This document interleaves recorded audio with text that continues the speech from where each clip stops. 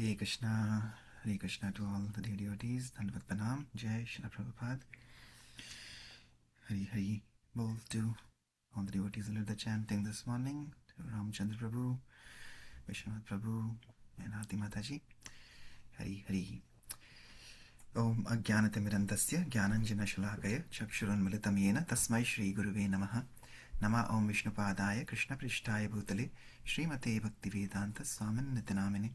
Namaste Saraswate Deve Gauravani Pracharine Nirvishesha Shunyavadi Paschat Deshitarine Jai Shri Krishna Chaitanya Prabhu Nityananda Shri Advaita Gadadhar Shivasadi Gaur Bhaktivrinda Hare Krishna Krishna Krishna Hare Hare Hare Rama Rama Rama Hare Hare. Hare Krishna. Okay, so let's continue with our prayers. Bhajan.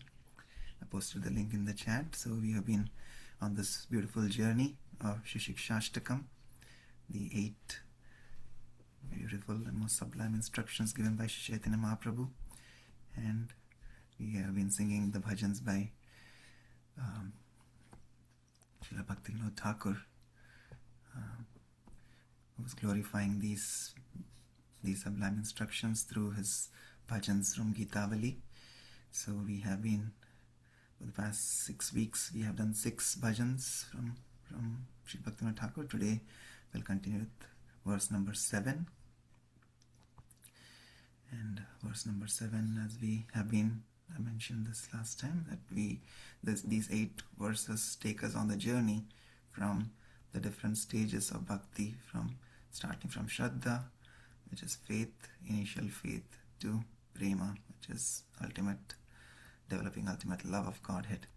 So verse 6 and 7 are on the stages of Bhava, to develop Bhava, which is the experience. Last one was the experience of good fortune by coming in contact with the Lord, which is through His holy names. And this verse 7 is talking about the mood of separation within advanced devotees. So both of these are on the stage of Bhava. Yugaitam nimishena chakshusha pravrashayitam shunyaitam jagat sarvam govinda virahena me. Which means, O Govinda, feeling your separations, I am considering a moment to be like 12 years or more. Tears are flowing from my eyes like torrents of rain, and I am feeling all vacant in the world in your absence. Let's continue with this bhajan. I will sing in the same melody as Manasa Deha Keho. गाइते गाइते नाम की दशा होइलो कृष्ण नित्य दास मोहि हृदय स्फुरिलो.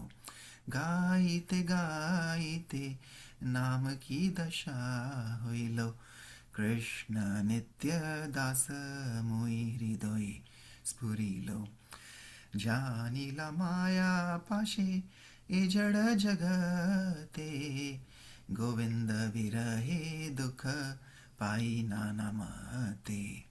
RJ संसार मोर नाही लागे भालो कहा जाई कृष्ण हेरी ए चिंता विशालो. कांदीते कांदीते मोर आखी भरी शोये वर्षाधार हिनो चक्षे होइलो दोय. निमिषे होइलो मोरा शतयुग सामा गोविंद विरह आर सहिते अक्षामा. शून्य धरा तल चौदिके देखिए परान उदास होइए. की कोरी स्थिर नाही होय जीवन नाही को रोय. ब्रजबासी गण मोर प्राण राखो देखाओ Shri Radha नाथे.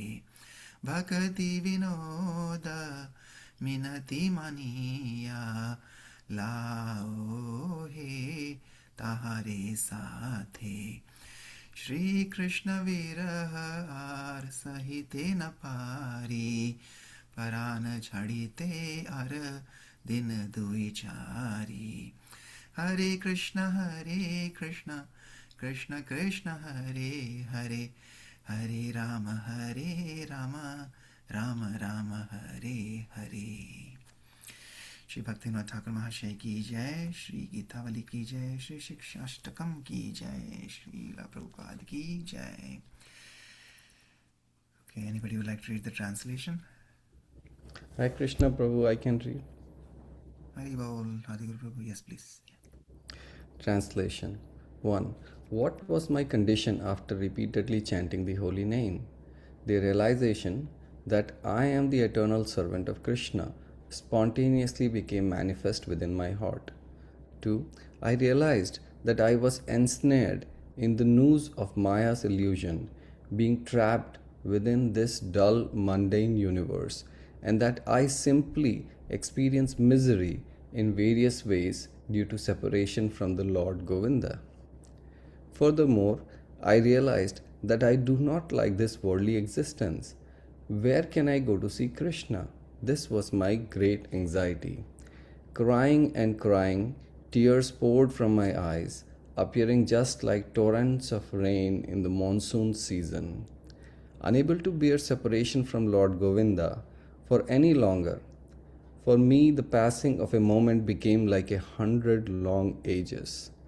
As I look about, in all directions, the surface of the earth appears to be void, and my very life breath feels empty. What am I doing? What am I doing? I do not feel at all tranquil, and the life within my body is slipping away. O residents of Vraj please save my life and show me the Lord of Sri Radha. Oh, please consider the prayers of this Bhakti Vinoda and take him to his company. I am unable to further tolerate this separation from my Lord Sri Krishna and am ready to give up my life in 2 days or 4. Hare Krishna. Hare Krishna, thank you so much, Adi Guru Prabhu. Any reflections, anything that you liked or loved from this bhajan? Yeah, Prabhu Bhaktivinoda Thakur so beautifully puts the higher stages of devotion in which that feeling of separation is highlighted in such a beautiful prayer. He starts by saying the present condition that many times we can correlate with as to which situation we are in, that we are in this world and we are in the noose of Maya and we are trapped and we feel misery in so many ways. But he is saying that this misery is actually because we are away from the Lord. We are not thinking about the Lord. We are not realized about the Lord. So the very first line is very, very significant, that what is the effect of repeatedly chanting, and then the realization that I am the eternal servant of Krishna. It will come spontaneously.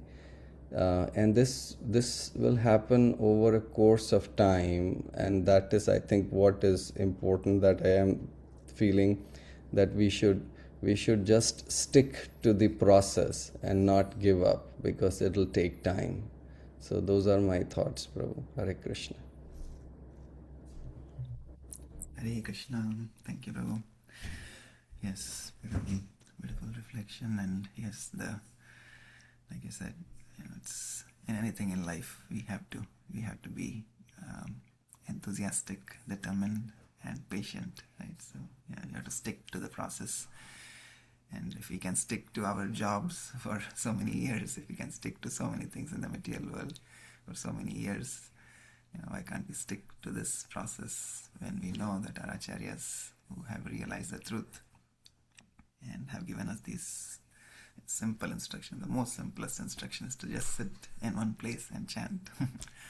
And yes, of course we have to do it has to be nice, because we always want variety. So as jivas we always want variety. So that's why Krishna has given us, acharyas have given us these varieties of limbs of bhakti that we can perform if we are not able to focus our mind on one thing. But yeah, the proof is in the pudding, as they say. So you have to stick to the process. It is not going to be easy. For sure, it is not going to be easy. To get anything in material life is so difficult. We have to remain steady and consistent to crack IIT, to crack IIMs, to crack whatever certification or jobs or things that we want, material success. So what to speak of the topmost gift in this, not just this world, but across the material world to the spiritual world. So if you want the topmost gift, then we have to show that virtue of patience. Yes, thank you, Prabhu. And yeah, like you said, we are so away from. It is like these acharyas come and we sing our prayers to Guru, that Om Ajnana Timirandasya, and our eyes are blinded by the darkness of ignorance. So we have shut our eyes, but acharyas come to open our eyes with the torchlight of knowledge. Right. So first our eyes are closed. They so mercifully open our eyes with this torchlight of knowledge, and then, like you said, we have to stick to this path. Like we were discussing the other day, you were talking about the 3 steps, and I mentioned Chaitanya Chandra Prabhu's analogy as well about the first stage is revolutionary. Everything feels so wonderful because suddenly you come into when your eyes are opened by the torchlight of knowledge, it feels like revolutionary. Suddenly you are starting to see things which we are not seeing, right, which we had not seen before. That is the mercy of the acharyas. And then comes the second stage, which is the most longest stage, which feels like the evolutionary stage.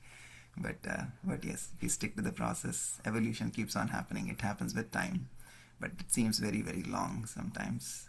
At least to me, it seems very long. And then finally, of course, by the mercy, when our eyes are opened, we feel revolutionary. And then, finally we are praying, like Bhaktivinoda is praying in this prayer, that Lord, now you please open your eyes, like open through your mercy, open the curtains of Maya. So when the Lord opens his eyes, then, it is again the revolutionary stage. Hopefully that is the last stage, as Prabhuji was saying. So yes, from revolutionary stage to evolutionary stage. Right now we are, at least I am in the evolutionary stage. And now we are waiting for when the third phase, which is the revolutionary stage, will come. So that way this mode of bhava and prema will awaken. Okay, thank you again, Adi Guru Prabhu, for the wonderful reflection. Let's continue with chapter 7 of Sri Krishna book. So last Saturday we finished chapter 6, which was killing of Putana, and we got a wonderful benediction. So again, the benediction that we get is very, very easy from the acharyas if we stick to the process. And Prabhupada gave wonderful benediction that Sri Shukadeva Goswami says that if we attentively hear these pastimes of the Lord, then whoever attentively hears these pastimes of the Lord, then very soon, they will get the mercy of Sri Govinda. So that was the benediction, the blessings that our acharyas give us. So we don't have to do anything. Sthane sthita, as we say, sthane sthita shruti gatam. So just stick to place. When we are chanting, we are sticking to one place and sitting and chanting with attention. So when we are hearing these also sthane sthita, just sit and hear attentively. Tanu vak mano, through our body, our mind, and our utilize our body, our tongue and our mind in the service of the Lord. So by doing that, we get this beautiful blessings from our acharyas. So continuing with chapter 7. Okay, anybody would like to read today?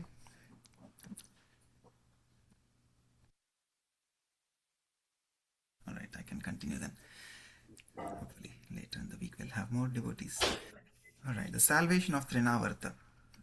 The Supreme Personality of Godhead Krishna is always full with 6 opulences, namely complete wealth, complete strength, complete fame, complete knowledge, complete beauty, and complete renunciation. The Lord appears in different, complete, eternal forms of incarnation. The conditioned soul has immense opportunity to hear about the transcendental activities of the Lord in these different incarnations. In the Bhagavad Gita it is said, Janma karma chame divyam. The pastimes and activities of the Lord are not material. They are beyond the material conception, and the conditioned soul can benefit by hearing such uncommon activities. Hearing is an opportunity to associate with the Lord. To hear his activities is to evolve one's transcendental nature simply by hearing. The conditioned soul has a natural aptitude to hear something about other conditioned souls in the form of fiction, drama, and novel. That inclination to hear something about others may be utilized in hearing the pastimes of the Lord. Then one can immediately evolve his transcendental nature. Krishna's pastimes are not only beautiful, they are also very pleasing to the mind. If someone takes advantage of hearing the pastimes of the Lord, the material contamination of dust accumulated in the heart due to long association with material nature can be immediately cleansed. Lord Chaitanya also instructed that simply by hearing the transcendental name of Lord Krishna, one can cleanse the heart of all material contamination. There are different processes for self-realization, but this process of devotional service, of which hearing is the most important function, when adopted by any conditioned soul, will automatically cleanse him of the material contamination and enable him to realize his real constitutional position. Conditional life is due to this contamination only, and as soon as it is cleared off, then naturally the dormant function of the living entity, rendering service to the Lord, awakens. By developing his eternal relationship with the Supreme Lord, one becomes eligible to create friendship with the devotees. Maharaj Parikshit recommended from practical experience that everyone try to hear about the transcendental pastimes of the Lord. This Krishna treatise is meant for that purpose, and reader may take advantage of it to attain the ultimate goal of human life. The Lord, out of his causeless mercy, descends to this material world and displays his activities just like an ordinary man. Unfortunately, the impersonalists or the atheistic class of men consider Krishna to be an ordinary man like themselves, and so they deride him. This is condemned in the Bhagavad Gita by the Lord himself when he says, Avajananti ma mudha. The mudhas or rascals take Krishna to be an ordinary man or a slightly more powerful man. Out of their great misfortune, they cannot accept him as the Supreme Personality of Godhead. Sometimes such unfortunate persons misrepresent themselves as incarnations of Krishna without referring to the authorized scriptures. When Krishna grew up a little more, he began to turn himself backside up. He did not merely lie down on his back, and another function was observed by Yashoda and Nanda Maharaj. Krishna's first birthday. They arranged for Krishna's birthday ceremony, which is still observed by the followers of the Vedic principles. Krishna's birthday ceremony is observed in India by all Hindus, irrespective of different sectarian views. All the cowherd men and women were invited to participate in the jubilant celebration. A nice band played, and the assembled people enjoyed it. All the learned Brahmanas were invited, and they chanted Vedic hymns for the good fortune of Krishna. During the chanting of the Vedic hymns and playing of the bands, Krishna was bathed by Mother Yashoda. This bathing ceremony is technically called Abhishek, and even today this is observed in all the temples of Vrindavan on Janmashtami day, or the birthday anniversary of Lord Krishna. On this occasion, Mother Yashoda arranged to distribute a large quantity of grain, and first-class cows decorated with golden ornaments were made ready to be given in charity to the learned, respectable Brahmanas. Yashoda took her bath and dressed herself nicely, and taking child Krishna, duly dressed and bathed, on her lap, she sat down to hear the Vedic hymns chanted by the Brahmanas. While Mother Yashoda was listening to the chanting of the Vedic hymns, the child appeared to be falling asleep, and therefore she very silently laid him down on the bed. Being engaged in receiving all the friends, relatives, and residents of Vrindavan on that holy occasion, she forgot to feed the child milk. He was crying, being hungry, but Mother Yashoda could not hear him cry because of the various noises. The child, however, became angry because he was hungry and his mother was not paying attention to him. So he lifted his legs and began to kick his lotus feet, just like an ordinary child. Baby Krishna had been placed underneath a hand-driven cart, and while he was kicking his legs, he accidentally touched the wheel of the cart and it collapsed. Various kinds of utensils and dishes made of brass and other metals had been piled up in the handcart, and they all fell down with a great noise.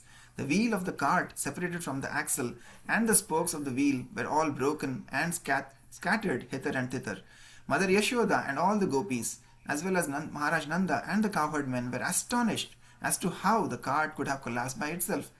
All the men and women who were assembled for the holy function crowded around and began to suggest how the cart might have collapsed. No one could ascertain the cause, but some small children who were entrusted to play with baby Krishna informed the crowd that it was due to Krishna striking his feet against the wheel. They assured the crowd that they had seen how it happened with their own eyes, and they strongly asserted the point. Some were listening to the statement of the small children, but others said, "How can you believe the statements of these children?" The cowherd men and women could not understand that the all-powerful personality of Godhead was lying there as a baby and that he could do anything. Both the possible and impossible were in his power. While the discussion was going on, baby Krishna cried. Without remonstration, Mother Yashoda picked the child up on her lap and called the learned Brahmanas to chant the holy Vedic hymns to counteract the evil spirits. At the same time, she allowed the baby to suck her breast. If a child sucks the mother's breast nicely, it is to be understood that he is out of all danger. After this, all the stronger cowherd men put the broken cart in order, and all the scattered things were set up nicely as before. The Brahmanas therefore began to offer oblations to the sacrificial fire with yogurt, butter, kusha grass, and water. They worshipped the Supreme Personality of Godhead for the good fortune of the child. The Brahmanas who were present at that time were all qualified because they were not envious. They never indulged in untruthfulness. They were never proud. They were non-violent, and they never claimed any false prestige. They were all bona fide Brahmanas, and there was no reason to think that their blessings would be useless. With firm faith in the qualified Brahmanas, Nanda Maharaj took his child on his lap and bathed him with water mixed with various herbs, while the Brahmanas chanted hymns from the Rig, Yajur, and Sama Vedas. It is said that without being a qualified Brahmana, one should not read the mantras of the Vedas. Here is the proof that Brahmanas were qualified with all the Brahmanical symptoms. Maharaj Nanda also had full faith in them. Therefore, they were allowed to perform the ritualistic ceremonies by chanting the Vedic mantras. There are many different varieties of sacrifices recommended for different purposes, but the mantras are all to be chanted by qualified Brahmanas. And because in this age of Kali, such qualified Brahmanas are not available, all Vedic ritualistic sacrifices are forbidden. Sri Chaitanya Mahaprabhu has therefore recommended only one kind of sacrifice in this age, namely the Sankirtana Yajna, or chanting the Mahamantra. Hare Krishna, Krishna Krishna, Hare Hare, Hare Rama, Rama Rama, Hare Hare. As the Brahmanas chanted the Vedic hymns and performed the ritualistic ceremonies for the second time, Nanda Maharaj again gave them huge quantities of grain and many cows. All the cows which were given in charity were covered with nice gold-embroidered garments, and their horns were bedecked with golden rings. Their hooves were covered with silver plate, and they wore garlands of flowers. He gave so many cows just for the welfare of his wonderful child, and the Brahmanas in return bestowed their heartfelt blessings, and the blessings offered by the able Brahmanas were never to be baffled. One day, shortly after the ceremony, when Mother Yashoda was putting her baby on her lap, the baby felt too heavy, and being unable to carry him, she unwillingly placed him on the ground. After a while, she became engaged in household affairs. At that time, a servant of Kamsa, known as Trinavarta, as instructed by Kamsa, appeared there in the shape of a whirlwind. He picked the child up on his shoulders and raised a great dust storm all over Vrindavan, covering everyone's eyes. Within a few moments, the whole area of Vrindavan became so densely dark that no one could see himself or anyone else. During this great catastrophe, Mother Yashoda could not see her baby, who had been taken away by the whirlwind, and she began to cry very piteously. She fell down on the ground exactly like a cow who has just lost her calf. When Mother Yashoda was so piteously crying, all the cowherd women immediately came and began to look for the baby, but they were disappointed and could not find him. The Trinavat demon went high into the sky with baby Krishna on his shoulder, but the baby assumed such a weight that suddenly he could not go any further, and he had to stop his whirlwind activities. Baby Krishna made himself heavy and began to weigh down the demon, catching hold of his neck. Trinavat felt the baby to be as heavy as a big mountain, and he tried to get out of his clutches, but he was unable to do so, and his eyes popped out from their sockets. Crying very fiercely, he fell down to the ground of Vrindavan and died. The demon fell exactly like Tripurasura, who was pierced by the arrow of Lord Shiva. Trinavarta hit a stone slab and his limbs were smashed. His body became visible to all the inhabitants of Vrindavan. When the gopis saw the demon killed and child Krishna very happily playing on his body, they immediately picked Krishna up with great affection. The cowherd men and women became very happy to get back their beloved child Krishna. At that time, they began to talk about how wonderful it was that the demon had taken away the child to devour him but could not do so. Instead, he fell down dead. Some of them supported the situation. This is proper because those who are too sinful die from their sinful reactions, and child Krishna is pious. Therefore, he is safe from all kinds of fearful situation. And we too must have performed great sacrifices in our previous lives, worshipping the Supreme Personality of Godhead, giving great wealth in charity, and acting philanthropically for the general welfare of men. Because of such pious activities, the child is safe from all danger. The gopis assembled there spoke among themselves. What sort of austerities and penances we must have undergone in our previous lives? We must have worshipped the Supreme Personality of Godhead, offered different kinds of sacrifices, made charities, and performed many welfare activities for the public, such as growing banyan trees and excavating wells. As a result of these pious activities, we have gotten back our child, even though he was supposed to be dead. Now he has come back to enliven his relatives. After observing such wonderful happenings, Nanda Maharaj began to think of the words of Vasudeva again and again. After this incident, when Yashoda once was nursing her child and patting him with great affection, there streamed a profuse supply of milk from her breast. And when she opened the mouth of the child with her fingers, she suddenly saw the universal manifestation within his mouth. She saw within the mouth of Krishna the whole sky, including the luminaries, stars in all the directions, the sun, moon, fire, air, seas, islands, mountains, rivers, forests, and all other movable and immovable entities. When Mother Yashoda saw this, her heart began to throb, and she murmured within herself, "How wonderful this is!" She could not express anything, but simply closed her eyes. She was absorbed in wonderful thoughts. Krishna, showing the universal form of Supreme Personality of Godhead, even when lying down on the lap of his mother, proves that the Supreme Personality of Godhead is always the Supreme Personality of Godhead. Whether he is manifested as a child on the lap of his mother or as a charioteer on the battlefield of Kurukshetra. The concoction of the impersonal is that one can become God by meditation or by some artificial material activities is herewith declared false. God is always God in any condition or status, and the living entities are always the parts and parcels of the Supreme Lord. They can never be equal to the inconceivable supernatural power of the Supreme Personality of Godhead. Thus ends the Bhaktivedanta purport of the 7th chapter of Sri Krishna, the salvation of Trinavarta. Hari Hari Bo. Hari Krishna. Okay, beautiful whirlwind journey that Prabhupada is taking us on. So, yeah, all these demons, as our acharyas say, always, they are just by hearing. We started the reading with the importance of hearing attentively, staying patient on the path, and that is what Prabhupada was also teaching today. And we see, even Lord's purest of pure devotees, who can be more pure than Yashoda Maiya and Nanda Maharaj, and they are also here. Prabhupada saying again and again today, they are also very, very eager to hear, right? So we have to be very eager to hear, and you see, they are eager to hear the Vedic hymns, the mantras, the holy names being chanted by qualified brahmanas. Of course, in that age, there were qualified brahmanas who could recite the prayers very, very accurately.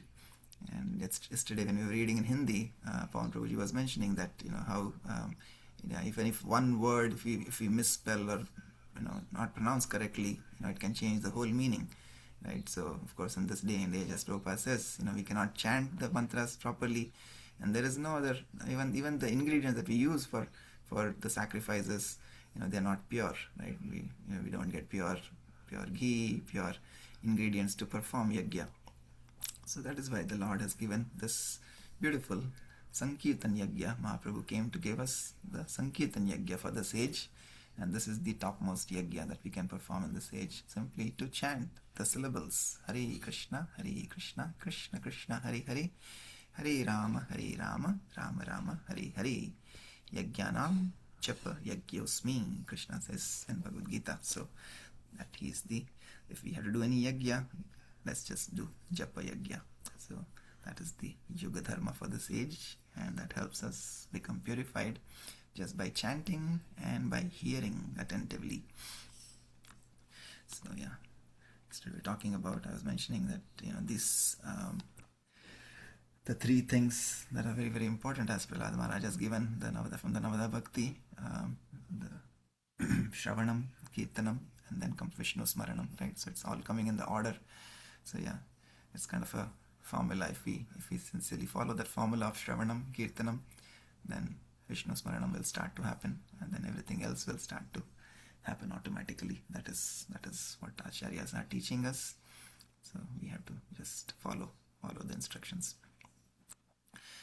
Okay, anybody else would like to share anything from today's reading?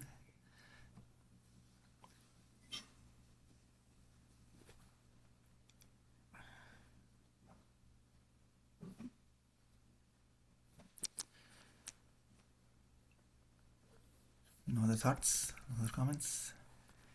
Anything anybody liked? Hare Krishna, Prabhuji. Hare Krishna. Yes, Vishwanath Prabhu comes to the rescue.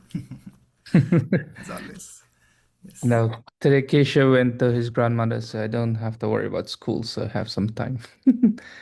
When we did this chapter, very nice that talks about, how it in when the Bhagavatam obviously went into more detail, but it talks about how Trinavarta put these Rajvasi into, he covered them with the dust, he covered them with the noise, and they were so much like missing Krishna.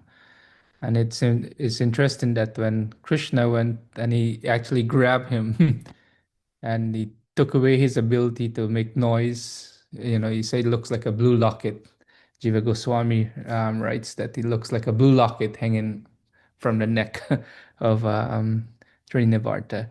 And he took away this ability for him to speak, for him to see, because he put the Brajvasi. So similarly, the Acharya writes that we may sometimes not sometimes, when we cause like, some disturbance to other devotee, the devotee may forgive us and not do anything at all. But Krishna himself will put us through something where we go through similar things. So it warns us not to actually cause any offense.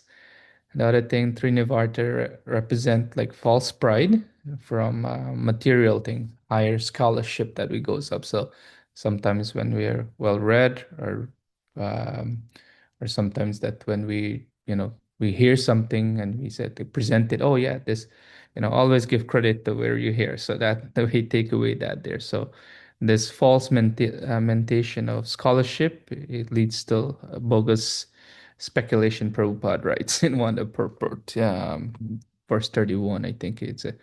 So sometimes this can lead us to,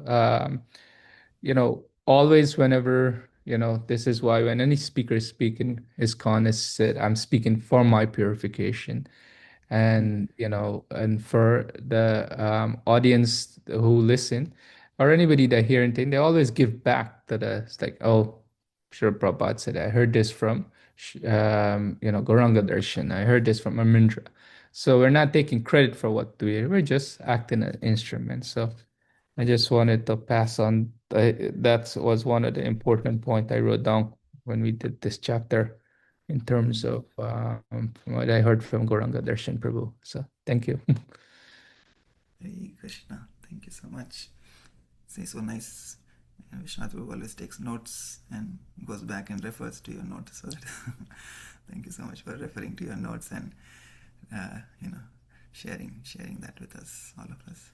Yeah, all the different anarthas, of course. Yeah, those are cleansed. And yeah, like you said, I was thinking once, I think Adigadar Prabhu, I was listening to him, he was mentioning that how I think he spoke with, I don't remember which Maharaj, but yeah, somebody told him that he was saying that sometimes we feel proud about our accomplishments even in bhakti, right? So and then I think Maharaj was saying that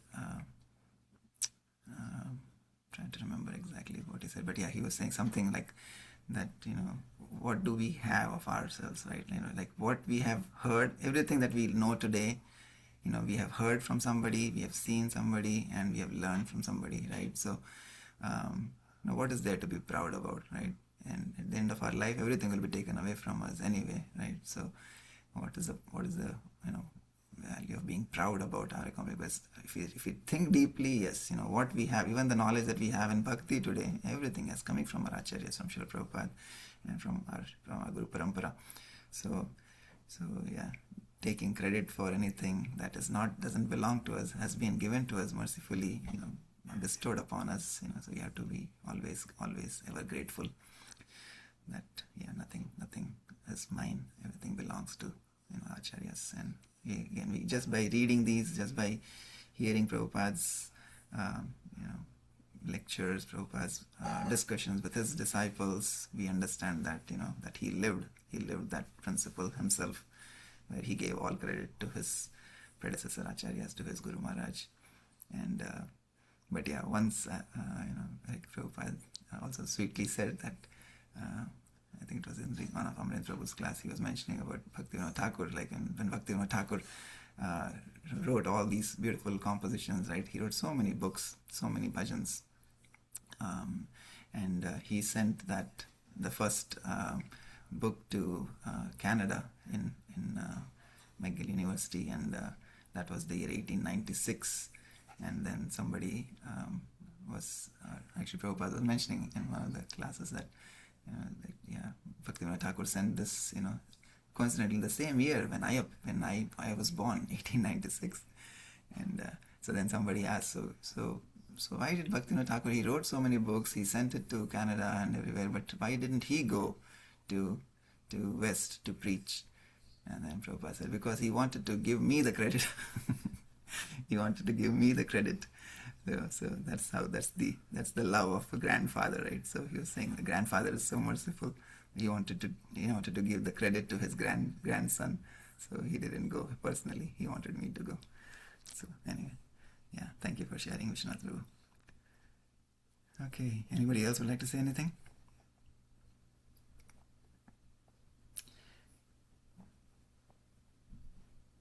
Okay. Vishwanath Prabhu, will you be free tomorrow also? Okay, sure. I don't know, you said okay, sure. Yeah, tomorrow I start back work. If I am, I'll be listening. Oh, you'll be listening. Okay. No, the reason I was saying is because I have to travel tomorrow to Charlotte. I'll be in a flight tomorrow at this time.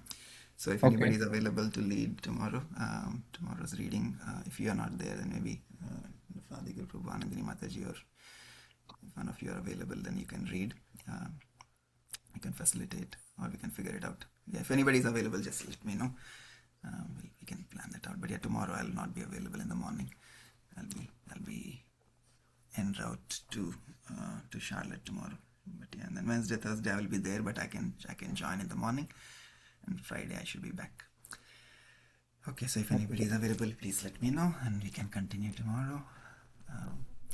But yeah, other than that, we can pause for today. Thank you all for your wonderful association, participation, beautiful reflections, and giving your attentive hearing to Srila Prabhupada and to Srimad Bhagavatam and to Sri Krishna. Vanchakalpatarubhyascha kripa sindhubhya eva cha patitanam pavanebhyo vaishnavebhyo namo namaha. Anantakoti Vaishnavrinda ki jai, Jagat Srila Prabhupada ki jai, Shri Krishna, the Supreme Personality of Godhead ki jai, Jai Gaur Premanande, Hari Hari. Hare Krishna. Hare Krishna. Okay.